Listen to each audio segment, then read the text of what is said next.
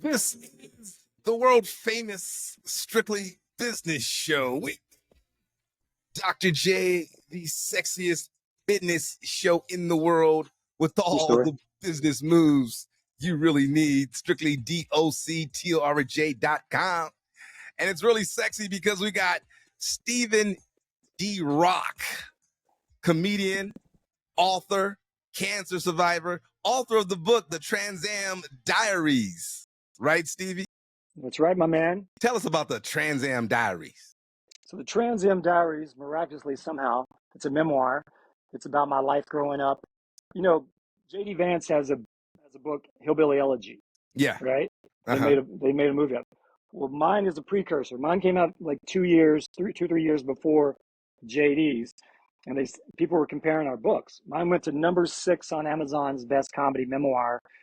His was a New York Times bestseller. Ron Howard made a movie. People were comparing our books because I grew up like white trash, single mom, abusive stuff going on, dysfunction junction. And I said, well, there's a big difference in our books. The big difference is he went to Yale University. I went to Yale University. So Ron Howard didn't contact you about making a movie of your book? Contacted me, my book, but there's some good stories in there. Maybe Quentin Tarantino will get on it first. Quentin would dig it. It'd be a good soundtrack. I got a DJ background. I love music. I would love that. I've had people approach me at book signings and stuff. I had some actors approach me once and say, hey, we do a narration for audiobooks and we could voice your. I was like, I don't think you could voice mine. Yeah, I could voice mine.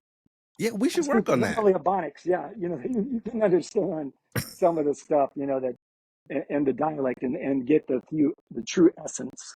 So you don't have an audio version of it yet? We didn't do an audio version. I don't know why. I should have done that. We talked about it, and things just got rolling when it came out. And I was doing. I think I mentioned to you before. I was supposed to go to Western Kentucky University in Bowling Green, Kentucky. I never showed up, and it turns out my very first book signing, they give you dates. You're going to be here. Randomly, my very first book signing was at Western Kentucky University. Oh, so you got there eventually. Yeah, I'm a little late for class, but. So who's your publisher? They're Headline Books out of West Virginia. Okay. They were the independent publishers, numerous years, and when I didn't know how to write a book, I just wrote from writing comedy. I knew how to put a story together. I knew the arc of a story, beginning, middle, end, a payoff. Yeah. And from my music background, from being a DJ, I wanted every chapter, not necessarily in chronological order, because I wrote it out of chronological order. Whatever stories would come to me, you're drinking with your friends, you're hanging out, working hours, something you think of, oh man, we do this crazy thing. So I put those stories in the book, and I wanted every story, kind of like when I write a joke, I like a tagline. Whether it's about my Uncle Ricky, my hell-raising uncle, blaze on. He says, blaze on, man. I'm too messed up to drive, bro. You better drive. And I'm like, dude, I'm 7. He's like, you good? Don't get pulled over though, man. Blaze on. Blaze on means like, and also like, don't worry about it. No worries. So if the chapter's called Blaze On, that's about my Uncle Ricky. If it's called, Uncle Donna, that's my lesbian sister Donna. I haven't read the book, so I don't know. So just like my comedy, I wanted every chapter to be like a song. And I wanted it to be like a hook. So and I understand how to write a joke, beginning, middle, and end, the payoff at the end of the chapter. But what I did for 12 months, because when you have cancer, you get checked a lot. So the first month you get checked, then 6 months is a mark, and then 12 months you tone it down to getting checked for I think 2 times a year for 5 years. So I wanted the story arc to be 12 months. So I would document, I went in for, to get my prostate checked. I had a biopsy. Here's surgery. But instead of just being a bum out cancer book, I have all these funny, crazy stories of my life woven. But the cancer is the narrative. Well, okay, let's go on and did it take you 12 months to read the book? To write the book, rather? It took a little over, actually. actually, ironically, one of the very last chapter, I was pitching a show with a guy named Jay Dobbins, who's a famous former cop that went undercover with the Hells Angels. Uh-huh. So he was undercover guy that infiltrated the Hells Angels for 2 years. I had thought I'd sold a reality show, and he has a book called No Angel. So the payoff at the end was going to be like, don't give up, blah, blah, blah. Look, but landed on her feet. That folded. But still, the end of the book was a complete 180, circle of life, because I started following this kid from my hometown that had cancer. Mm-hmm. He started this big campaign that went viral called Thumbs Up for Lane. So celebrities, everybody, country stars, and people are doing thumbs up for this kid. The kid ended up passing away. So that ended up being the last chapter, and the message is, appreciate every day. Don't take a day for granted. Absolutely. Stay positive. Okay, let's talk about the business of comedy right now in 2025. All you comedians had like a bit of a scare, and to this day, we can't even get a decent Oscar host because they're afraid. A lot of guys was like, well, the heck with this if you're going to sit there and Joe Coy's check a buddy me. of mine. He got roasted last year, when Joe Coy did it. Yeah. Friend of mine, they're called jokes. Yeah. But the thing is, you're setting yourself up to fail. They're there. Celebrities take themselves too seriously. So they're not going to joke about, you make a joke about them, it's going to be hard to get them to laugh. Yeah. Ricky Gervais's was the best because he didn't give a damn.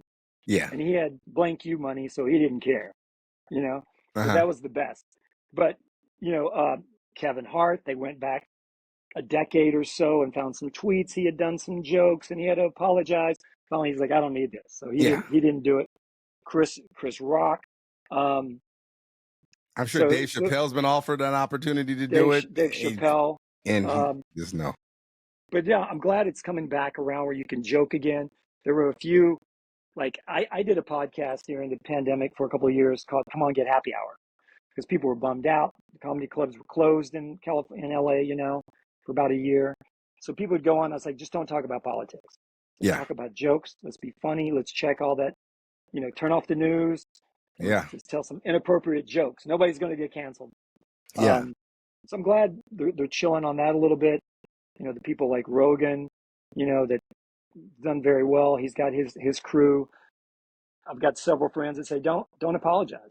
They're jokes. No. And when I went back on stage the first time during the pandemic, I was like, during that time, they canceled Pepe Le Pew. They canceled Speedy Gonzalez, just cartoons, Bugs Bunny, cross-dressing, whatever. It's like, I've never seen, a roadrunner drop an anvil on top of a coyote's, Yeah. The violence, too violent.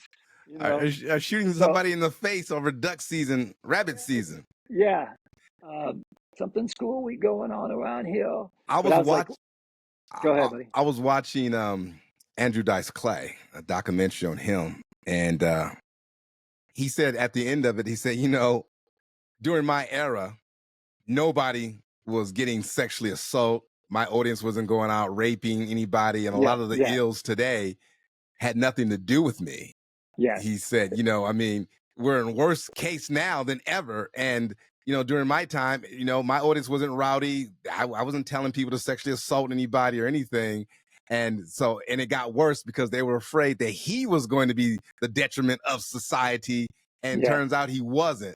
Mm-hmm. So it's amazing that guys like that, you probably couldn't exist today. Yeah.